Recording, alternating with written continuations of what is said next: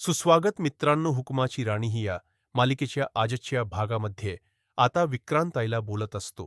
हे बघ आई, तू सारखम सारखम हे सगलम राणीनेच केलंय. राणी मुलीच्या आपली चिकू आपल्याला सोडून लांब गेली आहे, तर असंही असू शकत. या आपल्या या चिकूच्या जाण्यामागे आपल्या सर्वांचाच हात असेल.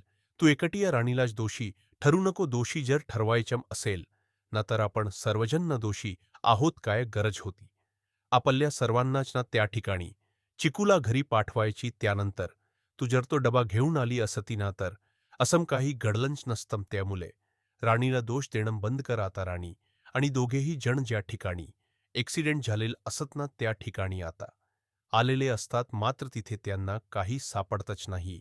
एके दिशेला राणी, दुसऱ्या दिशेला दोन्ही हे रस्त्याने जात असतात. तोच्या आता राणीला खाली पडलेला डबा दिसतो आणि तिथेच या केसचा अर्धा भाग सॉल्व्ह होतो. आता बोलू लागतो राणी. अगम का उछलते तो डबा, तर बोलतो तर राणी बोलते, अरे तुला काय सांगू, हा डबा तोचा आहे जो अश्विनी माझ्यासाठी घेऊन येत होती हॉस्पिटलमध्ये. तर बोलतो भावा, मग आता काय करायचं? चल आपण हे सगलम पोलिसांना सांगूया.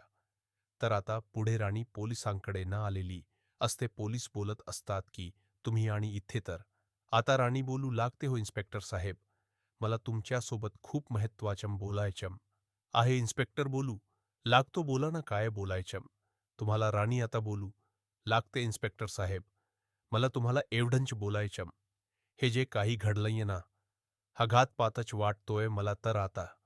इन्स्पेक्टर बोलतो, पण असं का वाटतंय तुम्हाला? तुम्हाला काही सापडलं नाहीये का? तर राणी बोलते, हो, मला साप पडलाय तो म्हणजे हा डबा बघा. इन्स्पेक्टर साहेब, हाच डबा अश्विनी माझ्यासाठी हॉस्पिटलमध्ये घेऊन येत होती. परंतु ज्या ठिकाणी तिच्या ॲक्सिडेंट झाले ना, तिथे हा डबा पडलेलाच नव्हता. हा दुसऱ्या दिशेला रस्ता डबा पडलेला होता. असं बोलून ती पोलिसांच्या हातामध्ये डबा देते. तर पोलीस बोलतात, असंही असू शकतं की कोणीतरी मुद्दामच हे सगलम केलेलं असेल बरं आणि ॲक्सिडेंट झालं असं दाखवण्यात आले असेल बरं.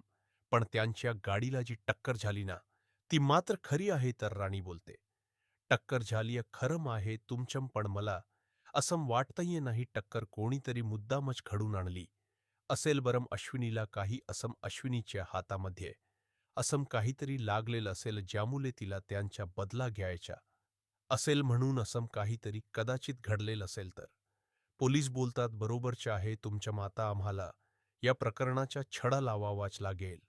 तुमच्या घरी येऊन आम्हाला एकेकांशी बोलावं लागेल. आता मालती तिच्या रूममध्ये बसलेली असते.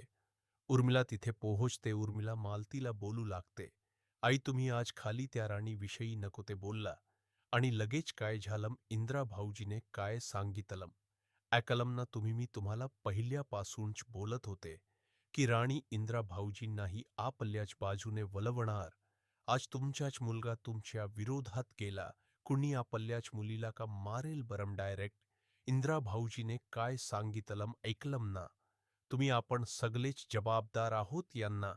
पण तुमच्या टार्गेट ना तुम्हीच होता, तुमचाच टार्गेट ठरला इंद्रत भाऊजींनी. कारण त्यांना असं वाटतंय की तुम्ही राणीला काचड्यात पकडताय ना, तर ते तुम्हाला असं मुद्दामच वागवताय जेणेकरून तुम्हाला राणीवरती काही बोलता येणार नाही. तुम्हाला समजतंय ना मी काय सांगते? आता मालती बोलू लागते, हो, बरोबर फसवल या मुलीने माझ्या मुलाला त्याच्या प्रेमाच्या जाल्यात. आता इंद्रजीत जो असतो ना, बाहेर बसलेला असतो. राणी बाहेरून आतमध्ये येते. इंद्रजीत सरांच्या खांद्यावरती हात ठेवते. बोलू लागते, इंद्रजीत सर. तर इंद्रा बोलतो, राणी आलीस का तू? तर राणी बोलते, इंद्रजीत सर, मी आली आहे, परंतु तुमचा मूड अजूनही मला चांगला दिसत नाहीये.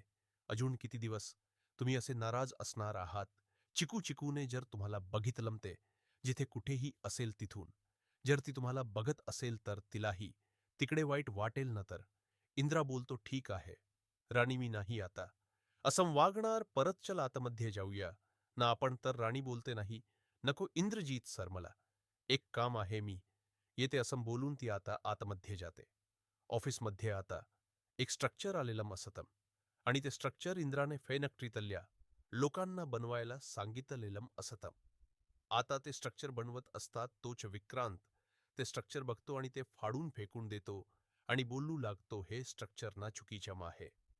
आता कामगार बोलू लागतात, पण इंद्रजीत सरांनीच आम्हाला हे स्ट्रक्चर बनवायला सांगितलं नाही. मग तुम्ही का असं बोलताय, हे रॉंग आहे. बरं, तर तो बोलू लागतो, आता तू मला उद्धटपणे प्रश्न विचारणार आहेस का? तुझ्या बॉसला लायकी का तुझी मला प्रश्न विचारायची? तर तो बोलू लागतो, हे बघायचे आहे. जोपर्यंत इंद्रजीत सर स्वतः येऊन आम्हाला ते सांगत नाही किंवा फोनवरती आम्ही त्यांचा आवाज ऐकत नाही, तोपर्यंत आम्ही हे स्ट्रक्चर बदलणारच नाहीये. आणि इथून मागे सगळं काम इंद्रजीत सरच बघत होते. मग आता तुम्ही का बघताय? बरं, आता गजाना त्या माणसाच्या थोबाडीत ठेवून देतो आणि बोलू लागतो, इथे आज विक्रांत सर का इंद्रजीत सर आलेले आहेत का नाही ना? इथे कोण आहे आज? विक्रांत सर आहे ना? मग इथले बॉस तेच आहे, त्यांच्याच ऐकायचं नाही तर फटके दिल तुला. अजून का नोकरीवरून काढून टाकू? तुला त्यांनी जे सांगितलं ना तेच करायचं. प्रोजेक्ट बदला तर बदलायचं. कल्लम आता हे किटी लांबूनच ऐकत असतो. राणी रूममध्ये बसलेली असताना इंद्रा तिला बोलू लागतो, चल राणी, आपण जे जेवण करून घेऊया ना? तर आता राणी बोलते, नाही इंद्रजीत सर, तुम्ही ज्या इंद्रा बोलतो तुला अजूनही माझ्या आईचाच राग आलेला आहे ना राणी? तर राणी बोलते, राग नाही आलेला आहे मला, हे बघा मी जर त्यांच्या समोर गेले ना तर त्यांचा मूड कसा होतो तुम्हाला माहीतच आहे ना. आणि मला अशा अवस्थेत त्यांना त्रास द्यायचा नाहीये. तर इंद्रा बोलतो, अग राणी, किती काळजी घेणार आहे.